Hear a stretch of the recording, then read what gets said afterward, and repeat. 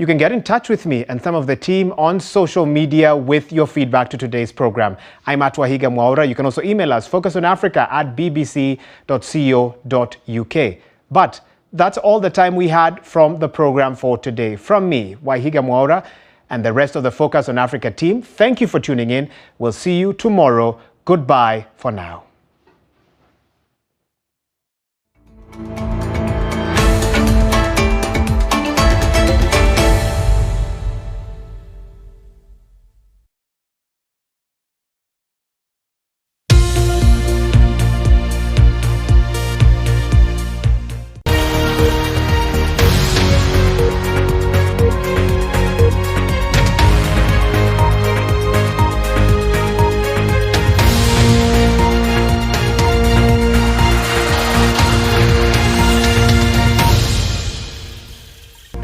Live from London, this is BBC News. Breakthrough malaria vaccine is announced by the World Health Organization. It could save thousands of lives around the world. A horror show, Donald Trump attacks the start of his civil trial in New York for financial fraud, but prosecutors say they'll prove he cheated the system to enrich himself. And the Armenian authorities say that almost the entire population of 120,000 ethnic Armenians has now left Nagorno-Karabakh.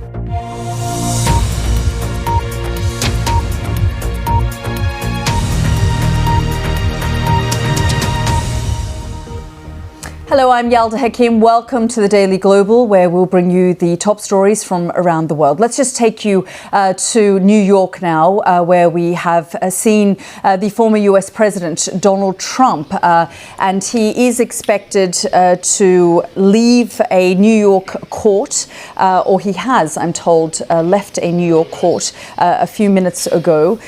This was at the opening of a civil fraud trial, which leaves his entire business empire in jeopardy.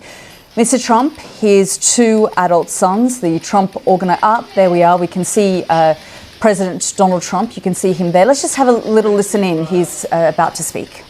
And in the next few minutes, we will be having a special report from our Africa correspondent, Anne Soy, who gives us a sense of the impact and the challenges around this disease. Around the world and across the UK, this is BBC News.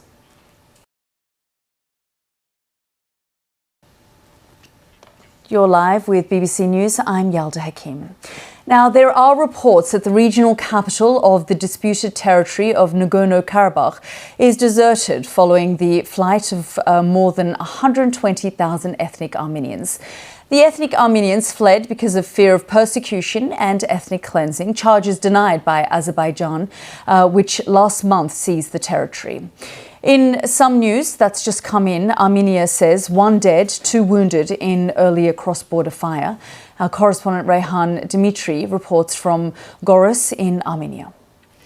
And you can learn much more on that story on our website. It's at the usual place, bbc.com/news. We'll be back in the next few minutes with all the latest headlines, including going to Washington to find out more about an aid package to Ukraine, the discussion in the United States about what the next 12 months will hold for Ukraine. So do stay with us. Lots more coming up.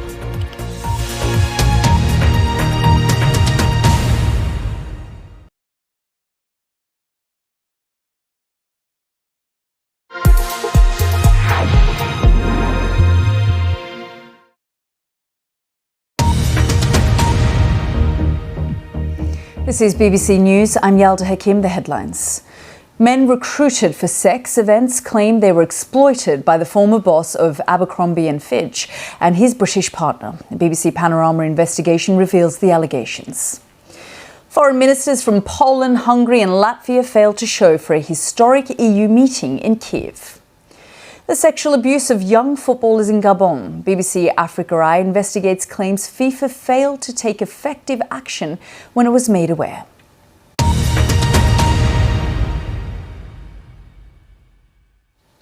Welcome back to the Daily Global. I'm Yalda Hakim. Poland, Latvia and Hungary have not attended a meeting of EU foreign ministers in Kiev. All 27 ministers were expected, But the Polish and Latvian ministers were reportedly ill and the Hungarian minister did not show, a source told the BBC. Earlier, the union's most senior diplomat, Josep Borrell, told the BBC he's worried by the US's decision to not include any new support for Ukraine in a short-term funding deal. US Congress was forced to drop the support to avert a government shutdown. Before today's meeting, Mr. Borrell spoke to our Ukraine correspondent, James Waterhouse, about that decision. Have a listen.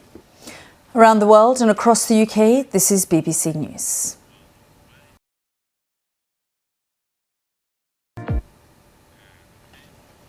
You're live with BBC News. Football's governing bodies face accusations that they failed to protect hundreds of young players in Gabon from sexual abuse. BBC's Africa Eye investigation has heard from more than 30 witnesses who spoke of a network that plagued all levels of the game for 3 decades. Kadidiatou Cissé travelled to Gabon to investigate one of the biggest sexual abuse scandals in the history of football. They've done, frankly, more than other sports, but it's still not sufficient. Jonas Bear Hoffman, thank you so much for joining us here on the programme. You can learn more about that story on our website. We've got much more of a write-up as well as on our YouTube page. See you in the next few minutes.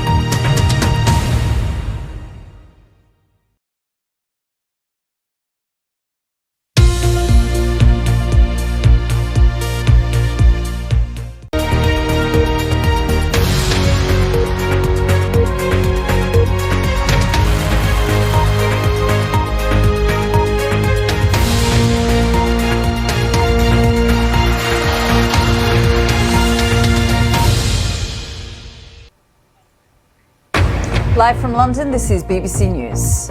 A breakthrough malaria vaccine is announced by the World Health Organization. It could save thousands of lives. A horror show. Donald Trump attacks the US justice system before his civil trial in New York for financial fraud. But prosecutors say they'll prove he cheated the system to enrich himself.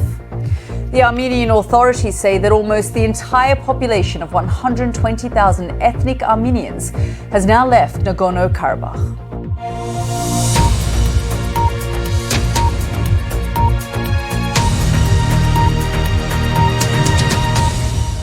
Hello, I'm Yalda Hakim. Welcome to the Daily Global, where we'll bring you the top stories from around the globe. We begin with news of a medical breakthrough that could save millions of lives around the world. The World Health Organization revealed a new malaria vaccine has been found to be 75% effective in phase 3 trials. Those trials took place in 4 African countries and involved 4,800 children.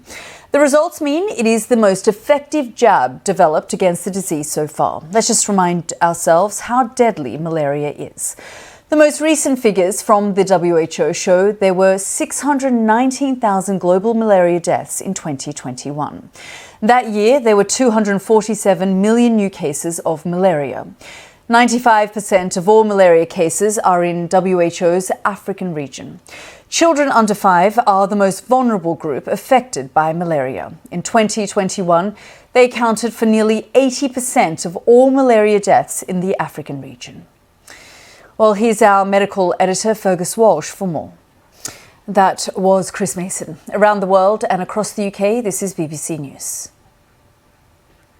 Let's just look at some other stories making headlines here on BBC News. A police investigation into Emad al-Swilmin, who detonated a bomb outside Liverpool Women's Hospital in November 2021, found he had a grievance against the state for failing to accept his asylum claim. That, combined with mental health, is likely to have led him to carry out the attack. The price of a first-class stamp rises today to £1.25, up from £1.10. That's the third price increase in 18 months. Royal Mail blames increasing cost pressures and the tough economic environment for the latest rise. The price of a second-class stamp stays at 75p. And a BBC TV presenter says her eyesight has been saved by a routine checkup. In June, BBC Wales's Lucy Owen told her optician she had noticed white flashes in her right eye. He said her retina was in the process of detaching and booked her in for an emergency operation. Her vision returned and she has resumed presenting. You're watching BBC News. I'm Yalda Hakim. The former CEO of global fashion brand Abercrombie & Fitch and his British partner face allegations of exploitation from men recruited for sex events they hosted around the world. A BBC investigation found a highly organised operation running the events, with a middleman finding young adult men for Mike Jeffries and his partner Matthew Smith. Jeffries is regarded as the modern-day founder of Abercrombie & Fitch, which also owns the Hollister brand. Don't go anywhere. We'll be back in the next few minutes.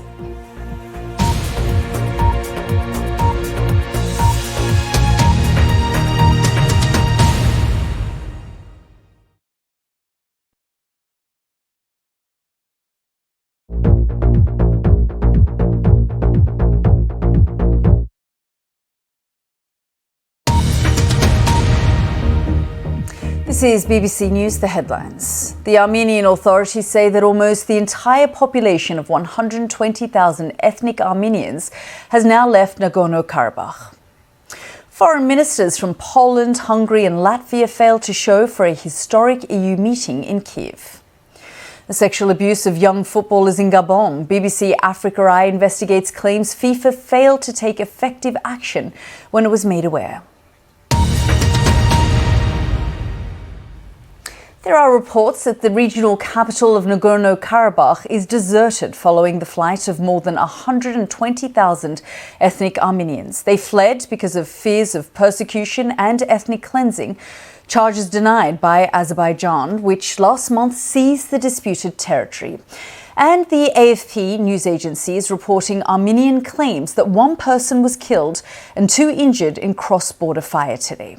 Our correspondent Reyhan Dimitri reports from Goriz in Armenia. Around the world and across the UK, this is BBC News. BBC News, bringing you different stories from across the UK. Cheeky. For more stories from across the UK, head to the BBC News website.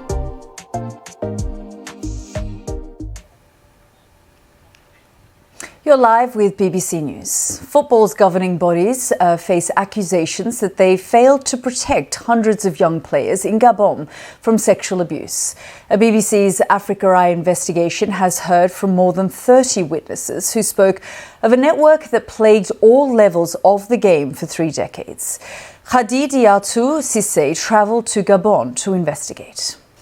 Now, it's almost time to say goodbye to our international audiences, and I wanted to add that this will also be the last time I present this programme on BBC News. I therefore want to take this opportunity to say thank you. It's been the privilege and honour of my life to be in this position. I'll forever be grateful for the opportunities I've had to share your stories and, to the best of my ability, report accurately and objectively on the events that matter most to our world. I'll always hold my time at the BBC with fondness and admiration for the exceptional people. Thank you to my talented colleagues and for their support and collaboration over the years. Thank you and goodbye. And back to business, to our domestic audiences. Let's return to the HS2 high-speed rail project, because Downing Street is insisting that no final decisions have been taken on the future of the link. It says reports that Prime Minister Rishi Sunak has decided to scrap the Birmingham to Manchester leg of the high-speed rail link are incorrect. Well, let's go live now to Zoe Billingham, the director of the IPPR North, a centre-left think tank for the north of England. Thank you so much, Zoe, for joining us here on the programme. I mean, this issue has really overshadowed the entire conference. Yeah, Zoe, well, we're watching the story very closely. Thanks so much for joining us here on the programme. Thank you. Well, that's it from me and the team. Elizabeth Rizzini is here with all the weather news. Good evening. It's been another day of contrasts across the UK, still warm for the time of year with some of the best